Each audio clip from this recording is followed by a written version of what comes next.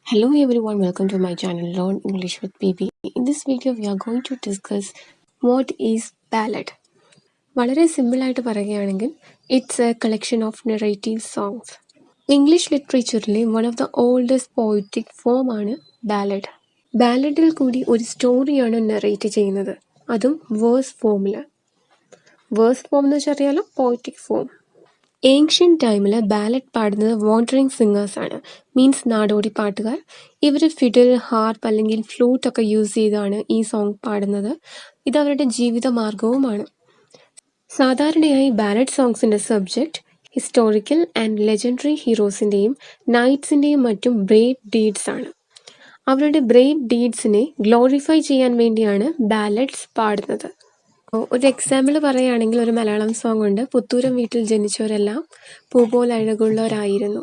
So ഈ song ഒരു ballad category നമുക്ക് വേണമെങ്കിൽ പെടുത്താം. ഏർലി 14th സെഞ്ച്വറിയിൽ യൂറോപ്പിലാണ് ബാലഡ് ഒറിജിനേറ്റ് ചെയ്തത്. ആൻഡ് വാണ്ടറിങ് സിംഗേഴ്സ് ആണ് ഈ പോയറ്റിക് ഫോം പോപ്പുലറൈസ് ചെയ്തത്. ആഫ്റ്റർ ദാറ്റ് ധാരാളം എഴുത്തുകാർ ബാലഡ് ഫോം അഡാപ്റ്റ് ചെയ്തു. ബാലഡ്സിനെ നമുക്ക് 3 കാറ്റഗറിയായി ഡിവൈഡ് ചെയ്യാം. First, folk ballad, which is also known as traditional ballad. ഈ ബാലഡ്സിന്റെ ഓതർഷിപ്പ് അൺനോൺ ആണ്.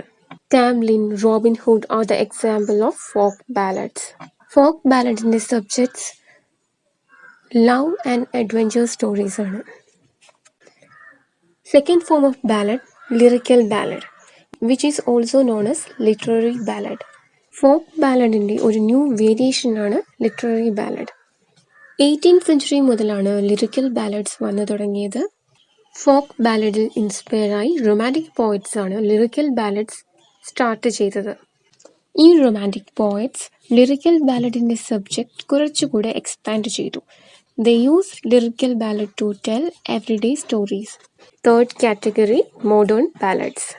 മോഡേൺ ബാലഡ്സ് ട്രഡീഷണൽ ബാലഡ്സിന്റെ മീറ്ററോ റൈമോ ഒന്നും ഫോളോ ചെയ്യുന്നില്ല. സോ ഓൾഡ് ഡേയ്സിനെക്കാട്ടിലും വളരെ കുറഞ്ഞ ഒരു പരിഗണനയാണ് മോഡേൺ ഡേയ്സിൽ ബാലഡ്സിന് കിട്ടുന്നത്.